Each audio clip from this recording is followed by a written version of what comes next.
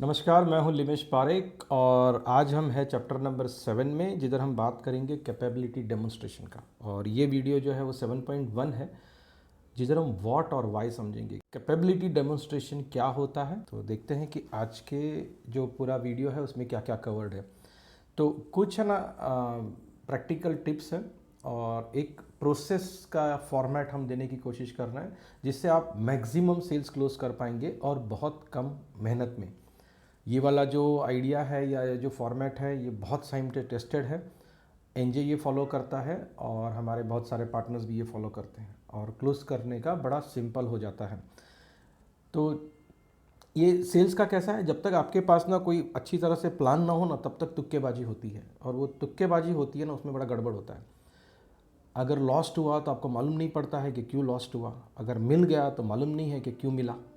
तो ये करने से आपको पक्का मालूम रहेगा कि जो क्लोज हो रहा है ना वो क्यों हो रहा है, और जो नहीं हो रहा है वो क्यों नहीं हो रहा है। तो आप क्या ज़्यादा करना है क्या कम करना है, ये आपको क्लैरिटी से फ़ायदा रहेगा। तो सबसे पहले हम समझेंगे कि what is this capability demonstration, फिर ये कैपेबिलिटी डेमोन्स्ट्रेशन क्यों ज़रूरी है और कुछ इम्पॉर्टेंट टिप्स। इसके अगले वीडियो में हम समझेंगे कि ये कैपेबिलिटी डेमोन्स्ट्रेशन करना कैसे है, क्योंकि मेन तो वही है ना, ज्ञान थोड़ी लेना है आपने को, तो ये भी समझना है कि करना कैसे है। तो करना कैसे है ये 7.2 वाले वीडियो में है। तो ये क्या होता है कैपेबिलिटी डेमोन्स्ट्रेशन, और याद रहे ये सबसे इम्पॉर्टेंट है।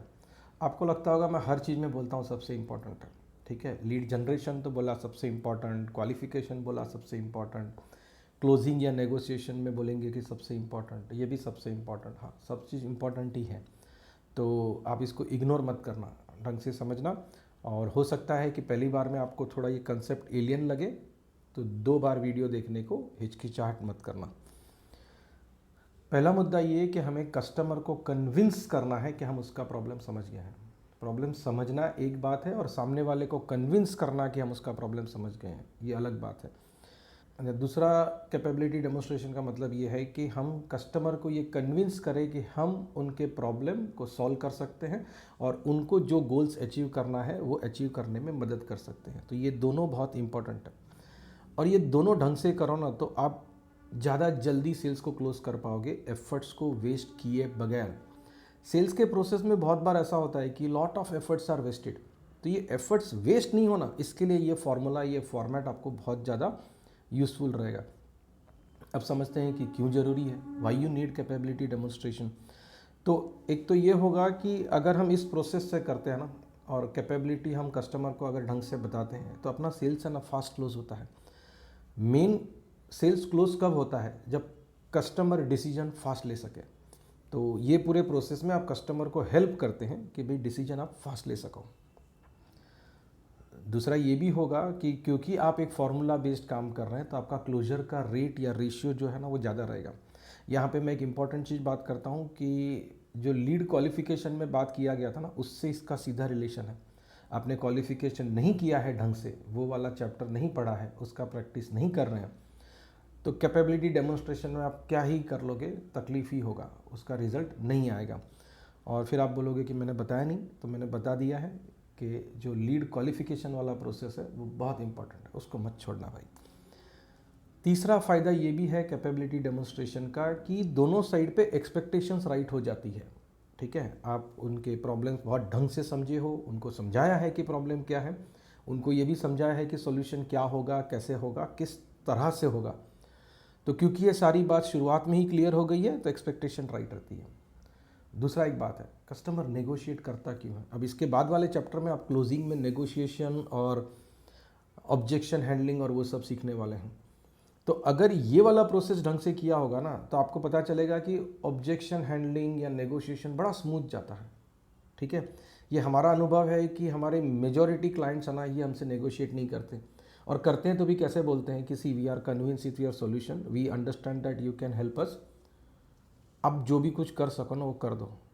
आप समझ रहे हो कितना अच्छा सिचुएशन ये कि क्लाइंट आपको ऐसा बोल रहा है कि आपको जो ठीक लगे वो कर देना, हमारे तरफ से जोर नहीं है, ठीक है। दैट मीन्स उसने सरेंडर कर दिया कि भाई लेना तो है ही, आप प्राइस में जो करना है ना वो कर दो। ये बहुत अच्छा सिचुएशन है। वो सिचुएशन कैसे आता है ना, इसके लिए ये कैपेबिलिटी डेमोन्स्ट्रेशन के सारे स्टेप्स ढंग से करने जरूरी है। पांचवा फ़ायदा ये है कैपेबिलिटी डेमोन्स्ट्रेशन का कि क्योंकि आप प्रॉब्लम बहुत डिटेल में समझे हो और समझाया है क्लाइंट को, तो ये नहीं होता है कि आपने कम प्राइस में ऑर्डर उठा लिया या एक छोटा सा प्रॉब्लम सॉल्व किया, बड़ा प्रॉब्लम रह गया। उसके एग्जाम्पल भी हम देखेंगे अगले वाले सेशन में, अगले वाले वीडियो में। कुछ खास इंपॉर्टेंट टिप बताता हूँ कि जब भी आप कस्टमर से बात करते हो ना, राइटिंग में नोट्स ज़रूर बनाना। बहुत से लोगों को लगता है कि आई रिमेंबर एवरीथिंग या नोट्स का रिकॉर्डिंग कर लेंगे, वो सब बात बराबर है, लेकिन जो इंपॉर्टेंट लगता है ना, आपको हाथ से लिख के नोट्स बनाइए।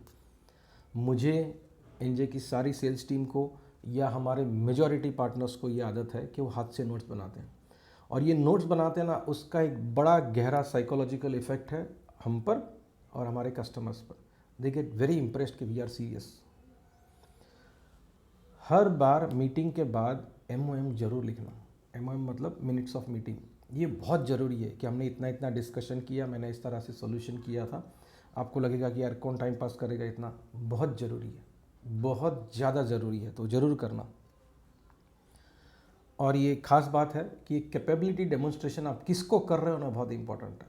ठीक है, मतलब आप अगर किसी ऑर्गेनाइजेशन में CRM बेचने जा रहे हो, आप बॉस को मिल ही नहीं रहे हो, उसके 3 लेयर नीचे कोई नया सा लड़का आया है या लड़की आई है, उसको पूरा कैपेबिलिटी समझा रहे हो, वो डिसीजन मेकर ही नहीं है भाई। तो आपका पूरा कैपेबिलिटी समझ के भी वो डिसीजन नहीं ले पाएंगे।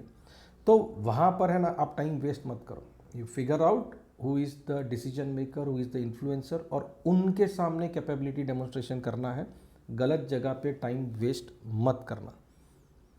अगले वीडियो में मिलते हैं जहां हम ये देखेंगे कि एक कैपेबिलिटी डेमोन्स्ट्रेशन एग्जैक्टली किया कैसे जाता है। 4 स्टेप्स है उसके, वो चारों स्टेप्स को हम डिटेल में समझेंगे एग्जाम्पल्स के साथ। अगले वीडियो में मिलते हैं। Thank you very much for watching this.